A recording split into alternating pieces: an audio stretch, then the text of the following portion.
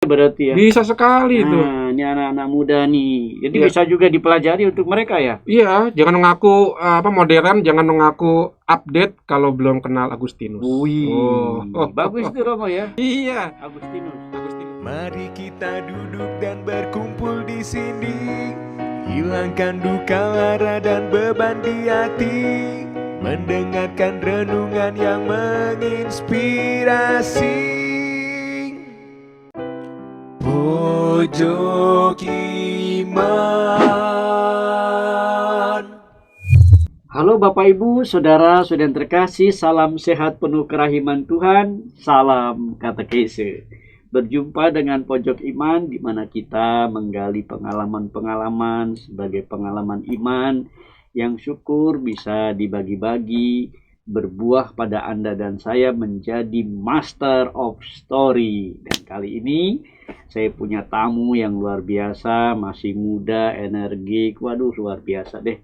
Ialah Romo Uut atau Romo Putranto. Selamat datang Romo. terima kasih Di Romo Pojok Rudi Iman. untuk Terima kasih boleh undangannya. datang ya.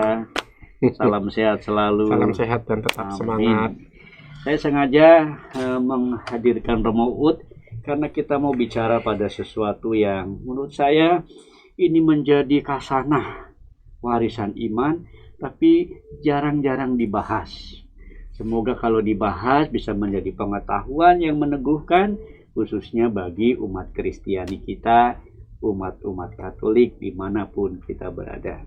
Mungkin kita langsung saja Bapak Ibu ya, Uut, langsung Siap. saja perkenalan. Oh. Nama, paroki mana, imamat udah tahun keberapa, Iya, oke. kira-kira sekarang SK-nya kemana atau gimana? Untuk SK masa depan saya nggak tahu. Oh ya. Baik, saya Romo Carolus Putranto Trihidayat, biasa dipanggil Romo Uut. Dulu muridnya Romo Rudi juga, waktu Romo Rudi jadi frater ya. Oh iya. Ya, itu saya imamatnya tahun 2006, 15 Agustus di Paroki Galaksi. Tapi saya sendiri dari Paroki Santo Robertus Bellarminus Cililitan. SK saya Ya. seperti Romo Rudi mendampingi para frater. Kalau yang saya dampingi adalah frater-frater filosofan tingkat 1, 2, dan 3 di Cempaka Putih Timur. Filosofan artinya Filosofan yang sedang belajar filsafat filsafat di STF Driakara. ya Jakarta. 4 tahun ya Romo ya. 4 tahun. Selain sebagai itu pendamping apalagi? Sebagai selain pendamping para frater, saya juga itu mengajar teologi di STF Driakara. Dosen luar biasa. Dosen luar biasa. Karena dan biasa di luar. Itu dia. Oke. Iya, itu sih 2 SK aja. Dua Dan itu banyak-banyak. aja Iya. Luar biasa ya, masih muda. Siapa sih yang nggak senang kalau muridnya jadi, gurunya yang senang? Aduh, karena melihat gurunya jadi duluan. Gitu ya.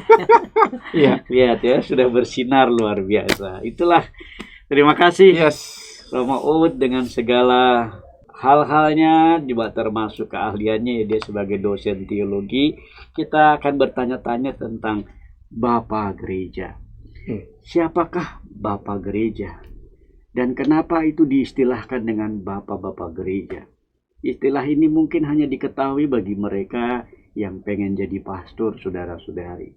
Tapi apa salahnya di zaman milenial ini kalau umat juga sedikit tahu tentang Bapak-Bapak Gereja yang meninggalkan banyak warisan-warisan iman kepada kita. Begitu kira-kira Romo Uut. Yes. Oke. Ya. Boleh dengan pertanyaan pertama. Oke. Siapakah Bapak Gereja itu sebetulnya? Iya, terima kasih Romo Rudi. Bapak Gereja ini mungkin untuk telinga orang modern ini kata istilah Bapak Gereja itu agak risih didengar karena lalu Ibu Gereja di mana gitu kan. Nah, untuk orang modern biasanya begitu kan dengan arus feminisme yang kuat. Tapi perlu dipahami istilah Bapak ini tidak pertama-tama menyangkut gender, pertama-tama tidak menyangkut jenis kelamin.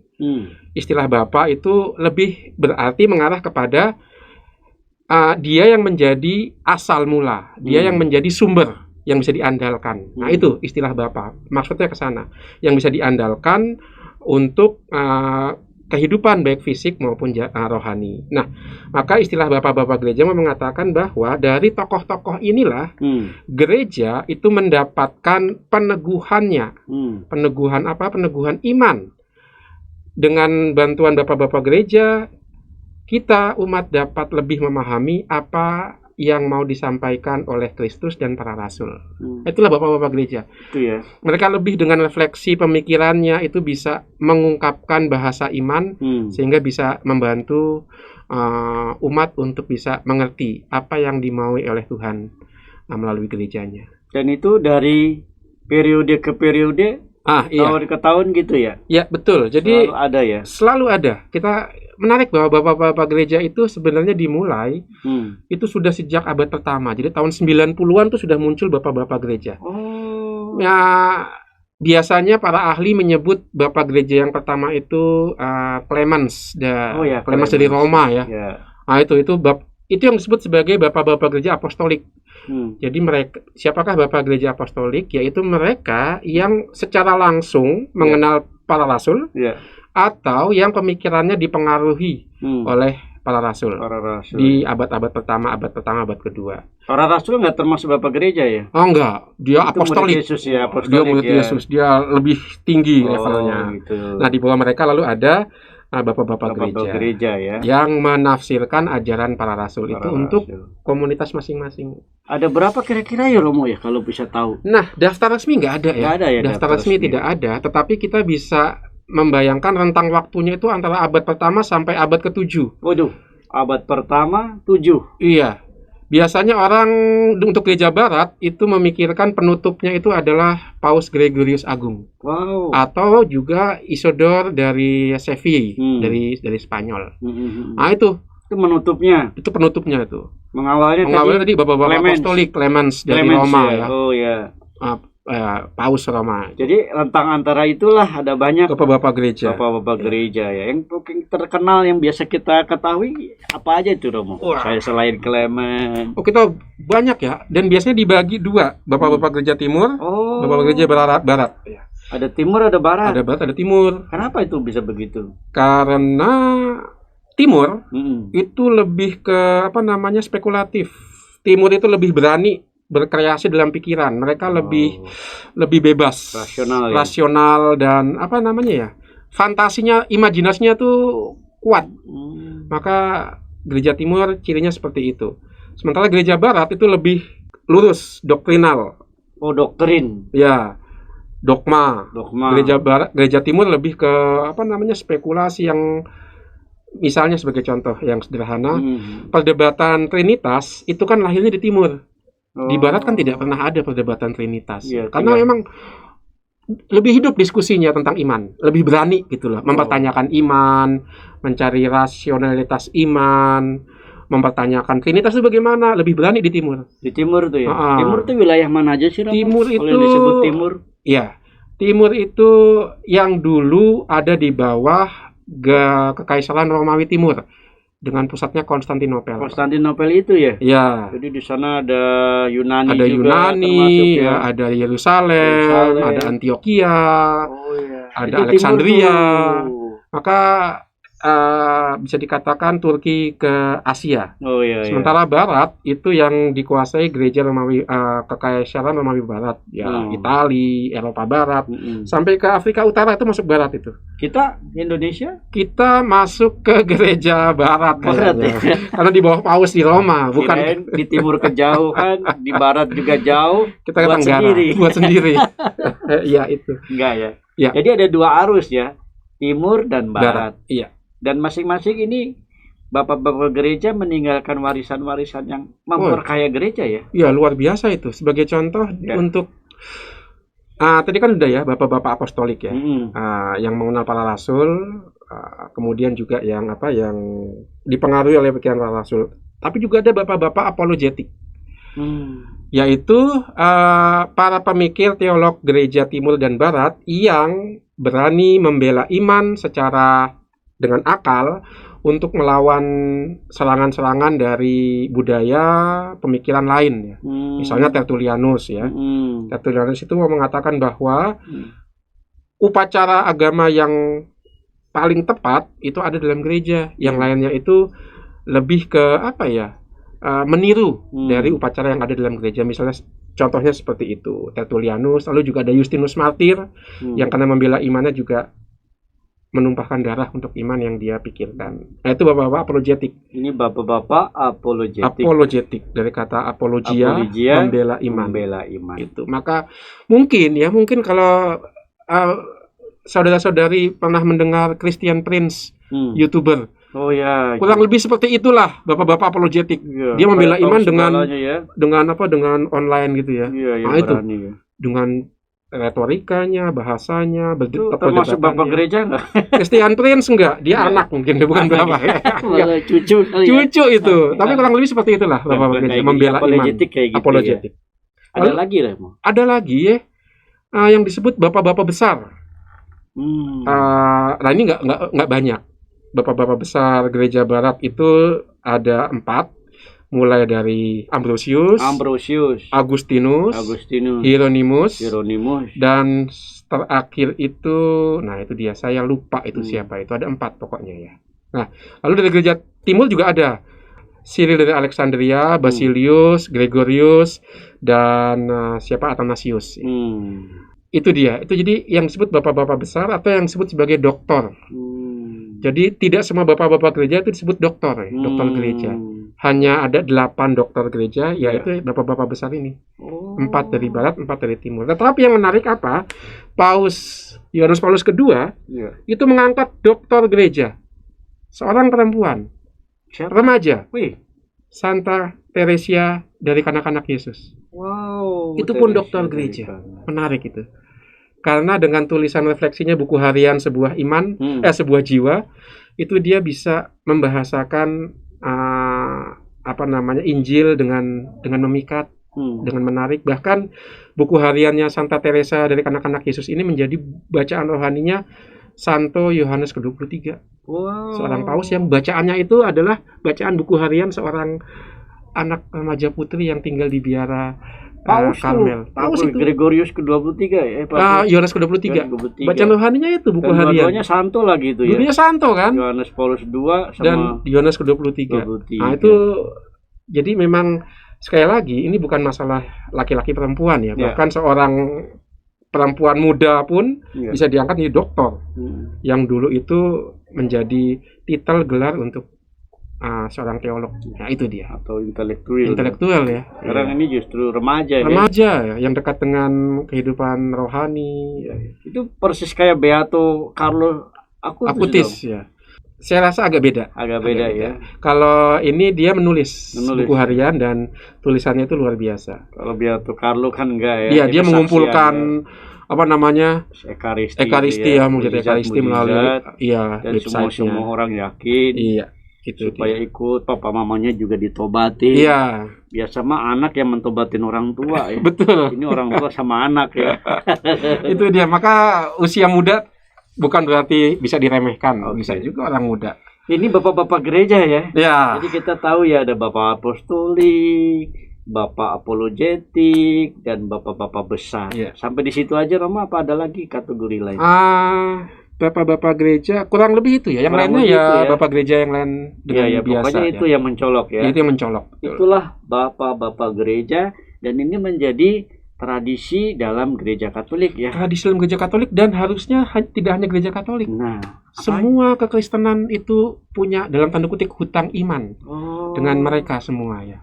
Karena mereka berjasa lebih awal ya. Berjasa lebih awal. Sebagai contoh, rumusan kredo yang diterima di semua denominasi kekristenan, baik Katolik maupun non-Katolik, itu kan juga hasil perjuangan bapak-bapak gereja, terutama misalnya di konsili Nikea, Konstantinopel, itu kan Athanasius. Ya, betul. Seorang doktor dari timur ya. Betul. Athanasius. Itu kan warisan iman bukan hanya untuk Katolik itu ya. Atau juga Cyril. Cyrillus dari Alexandria, itu kan yang meneguhkan iman bahwa Maria itu bukan hanya bunda Yesus tapi juga bunda Allah. Sekali lagi menekankan keilahian Allah Putra dengan ajarannya itu. Jadi ini bapak-bapak gereja, tradisi untuk seluruh kekristenan. Kekristenan ya. Tidak hanya untuk Katolik sebenarnya. Itu ya sebetulnya ya. Iya. Karena dulu kan juga nggak ada Dulu skisma ya. belum ada skisma, Nggak ada perpecahan, ya kan perpecahan. seperti sekarang ya. Oke lah. Iya. Kita nggak melihat Iya. yang itunya, kita hanya melihat bahwa ini bagian dari tradisi ya. Tradisi, betul. Berarti memang kekatolikan kita itu Iya. bicara bukan hanya soal iman, bukan soal kitab suci, tapi juga tradisi. Iya, Nah. itu dia. Inilah yang merangkul semua ya Betul. kekayaan kita ya. Iya. Kalau bisa dibayangkan, bapak-bapak gereja itu sumbangannya di mana? Ya. Sumbangannya adalah, bayangkan kitab suci itu seperti buku grammar. Jadi grammar itu kan tata bahasa. Kitab suci juga tata bahasa iman. Tapi kan orang nggak bisa berbahasa hanya kalau pakai grammar ya. Orang juga harus berlatih berbicara, berlatih menggunakan kata dan kalimat. Nah, itulah sumbangan bapak-bapak gereja. Mereka dengan dasar kitab suci bisa melatih kita untuk memikirkan iman, menghidupi iman dengan lebih baik sesuai dengan zaman. Nah, itu sumbangan bapak gereja yang luar biasa. Sumbangannya yang luar biasa ya. Bisa Ada lagi nggak kalau di zaman milenial gini? Ada, Apa yaitu itu? kesaksian hidup. Tanpa mereka, kita hanya bisa melihat iman itu ya sekedar pikiran. Tapi bapak-bapak gereja itu menjadi saksi ya. hidup juga. Betul, Basilius misalnya, ya. membuat rumah untuk menerima orang-orang sakit dan orang miskin. Membuka rumah. Hospitalitas, menyambut orang sakit, dirawat dengan gratis. Pas kapan di mana itu Romo supaya orang tahu? Santo Basilius Ya. itu kan juga seorang uskup ya. Ya uskup. Dia juga mendirikan rumah singgah untuk orang sakit ketika dia menjabat sebagai uskup. Jadi mendirikan rumah singgah. iya, jadi bukan hanya mikirin Jadi sebagai teologi, kesaksian hidup juga. Nah, itu di Kapodakia itu kan, beberapa iya, Kapodakia betul. itu ya. Ya. Nah, seperti itu. Jadi selain pemikirannya yang membantu kita bisa menghayati kitab suci secara lebih konkret, tapi mereka juga menghayati apa yang mereka imani, apa yang mereka pikirkan. Ya. Bahaya dari milenial apa? Kita cenderung berpikir karena dengan dunia virtual, lupa sama yang konkret, sama yang nyata-nyata. Kebanyakan di media sosial lupa di sebelahnya ada yang belum makan, ada yang membutuhkan teguran sapaan. Nah itu. Iya. Jadi justru kesaksian para bapak gereja ini bisa mendorong kita juga untuk berbuat dari sisi yang lain ya. Yes. Selain hanya pikiran, refleksi, apalagi sekarang virtual. Virtual ya kan. Jangan lupa ada bela rasa. Ada bela rasa di situ ya. Itu ya. Agustinus, Ambrosius itu memang uskup besar, tapi juga uskup yang tahu berbuat bela rasa tadi itu ya. Ambrosius itu luar biasa itu. Nah itu. Ya. Menarik nih Romo ya. Dan ini Romo ajarin juga di saat Romo jadi dosen teologi gitu. Mau nggak mau. Tapi itu kan ada ilmunya sebenarnya. Namanya patrologi. Oh ya, patrologi ya. Ilmu tentang bapak-bapak gereja, dan itu memang tidak mudah karena orang harus tahu bahasa Latin kuno, bahasa Yunani juga. Jadi cukup panjang itu. Dan kita rasanya belum ada imam yang memang spesialisasi di patrologi itu ya. Tapi Romo dulu lama juga di luar negeri loh, saudara-saudara. Belajar apa Romo ya di sana ya, kalau boleh tahu? Iya, belajar misiologi di Roma, dan belajar teologi fundamental di Paris. Iya. Teologi fundamentalnya di Paris. Di Paris ya. Iya, itu dia. Belajar bahasa Italia sama belajar bahasa Prancis ya. Itu. Bahasa Inggrisnya nggak dipakai. Bahasa Inggrisnya lupa saya. Malah lupa ya. Bahasa Jawanya juga. Emang nggak bisa. Tapi wong Jawa kan. Tapi wong Jawa, Bapak Ibu Klaten. Berarti ini dari Chili ya. Iya, Chili. Oke, kira-kira kalau terakhir dengan pertanyaan ini, yang Romo tadi sudah menjelaskan banyak hal mengenai siapa Bapak Gereja, sumbangannya, dan akhirnya untuk kita semua yang bisa kita tarik ya. Bagi kaum awam kira-kira apa yang bisa kita pesankan gitu loh, harapkan. Iya. Memang agak susah, seolah-olah Bapak Gereja itu intelektual tinggi, tidak hidup seperti kaum awam. Ternyata tidak. Tidak ya. Tidak juga. Mereka justru dekat dengan hidup kita sehari-hari, sehingga mereka bisa membahasakan pikiran mereka untuk umat. Sebagian besar tulisan Bapak-Bapak Gereja isinya adalah khotbah, homili, renungan, katekese. Bukan risalah teologi yang berat-berat. Enggak, kebanyakan komentar kitab suci, Ya. homili, katekese untuk menguatkan iman umat. Maka yang bisa kita tarik adalah betapa berharganya iman yang kita terima dari gereja. Itu dicintai, lahir dan batin. Jangan dianggap itu hanya kita terima secara pasif. Enggak. Doa rosario, ekaristi, adorasi, itu warisan-warisan iman yang bisa membantu kita dekat dengan Allah. Ini bagian dari tradisi Bapak Gereja juga ya, peninggalan-peninggalan mereka ya, warisan atau pemikirannya. Iya, dengan kata lain apa yang kita terima dari gereja itu sangat berharga, membantu hidup beriman kita. Ya. Nah itu yang paling penting untuk kita. Jangan hanya dibuat sebagai kewajiban secara hukum. Jadi awam-awam boleh mempelajari dong Romo. Oh boleh sekali, sangat. Silahkan bacalah buku misalnya komentar Santo Agustinus tentang kitab suci. Itu sederhana bahasanya. Kalau dia mereka bilang sulit nggak, susah nggak sih Romo gitu. Aduh enggak ya? Saya jamin enggak. Mungkin panggil ahlinya juga ya. Panggil Romo untuk menjelaskannya lebih mudah dan bilang keren saudara. Aduh. Itu kali ya. Silakan. Karena emang ini penting Romo. Itu sangat bagus. Kalau kita kan yang jurusan calon-calon imam yang belajar. Iya. Tapi kan awam kita ini kadang-kadang kan mereka taunya yang pokok aja, nggak tidak sama sekali sih, tapi tahu yang pokok, tapi yang dalam-dalamnya ini kan itu krunya juga pasti nggak tahu ya kan. Tapi mulai dengan membaca, bagus ya. Jadi ini juga bisa diangkat juga ya.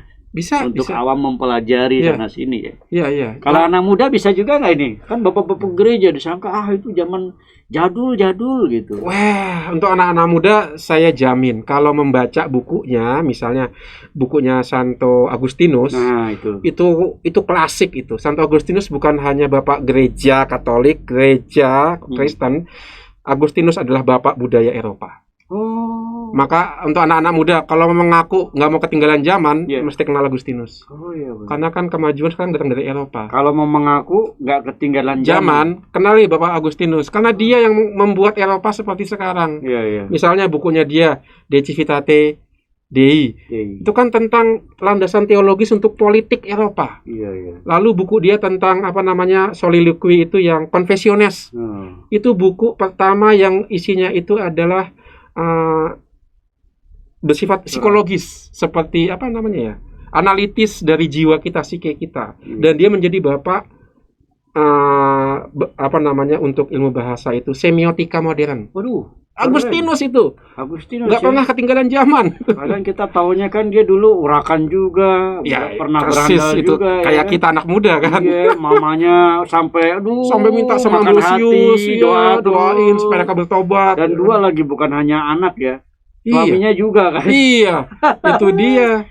Tapi sekarang menjadi luar biasa. Jadi orang besar ya. Untuk gereja dan untuk Eropa, untuk budaya dunia. Sumbangan buat kita loh, dan kita sendiri mengayomi pemikiran-pemikiran termasuk kesaksian yang luar biasa. Oh, itu bisa ya berarti ya. Bisa sekali itu. Ini anak-anak muda nih. Jadi bisa juga dipelajari untuk mereka ya. Iya, jangan mengaku modern, jangan mengaku update kalau belum kenal Agustinus. Bagus itu Romo ya. Iya. Agustinus itu. Hanya dia aja atau ada tokoh lain yang kira-kira relevan? Tokoh lain yang kira-kira relevan sebentar. Santo Hieronymus bisa, tetapi itu untuk yang suka baca kitab suci. Santo Hieronymus menerjemahkan ya dalam bahasa Latin ya. Itu juga bapak-bapak gereja. Kalau Gregorius Agung, wah itu hebat itu. Liturginya dia ya, menciptakan liturgi lagu-lagu Gregorian itu ya. Itu juga bagus ya, pernah kita tampilin sih di sini tentang Gregorian tadi. Supaya umat kita tahu juga bahwa Katolik itu punya banyak tradisi-tradisi yang dan masih dirawat. Masih dirawat, bukan barang yang ketinggalan zaman. Barang simpenan doang. Iya. Tapi bisa update sampai sekarang ya Romo ya. Betul. Dan sekarang orang-orang di luar gereja itu mempelajari kok tulisan-tulisan bapak-bapak gereja ini. Iya. Karena orang di luar kita. Iya dong. Karena mau melihat sumbangan dari pemikiran mereka terhadap budaya Eropa pada umumnya. Jadi bisa menjadi studi banding juga ya kira-kira. Bisa tuh kira-kira kalau mau tuh. Itu orang lain ya. Orang lain loh. Berarti kita. Itu dia. Kita yang jadi anak-anaknya malah nggak memperhatikan kan sayang. Harus ya berarti ya. Wah, ini menarik nih, makanya Romo Uud dihadirkan di sini ya supaya bisa memberi pencerahan untuk kita semua nih ya. Yes. Relevan, keren. Ada pesan atau ungkapan lain menutup pertemuan kita ini? Udah panjang lebar juga ternyata ya. Terkait dengan tema hal ini Iya, ya Bapak-bapak tema hari gereja ini, ya. Bapak gereja. Jadi gereja itu kan punya tradisi yang namanya ibadat harian. Ya. Sebenarnya salah satunya ada ibadat bacaan. Dan yang dibaca itu adalah tulisan Bapak-bapak gereja. Tapi ingat, ini bukan ibadatnya kaum berjubah, ini ibadat umat.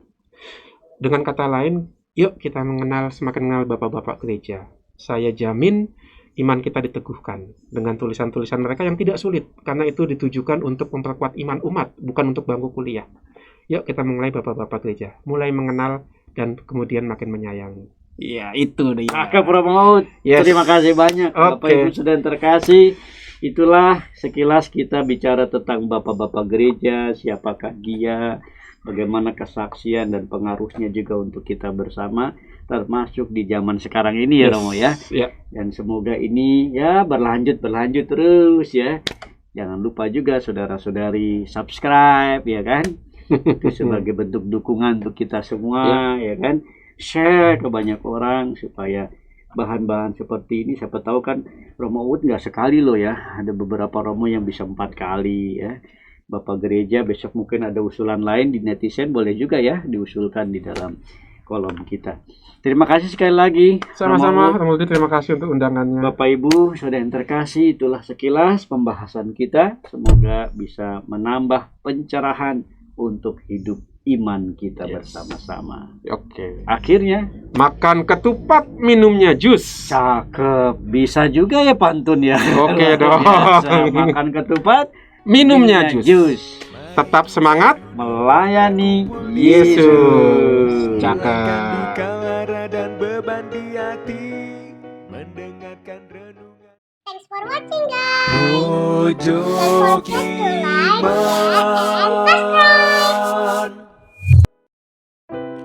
Pojok Iman.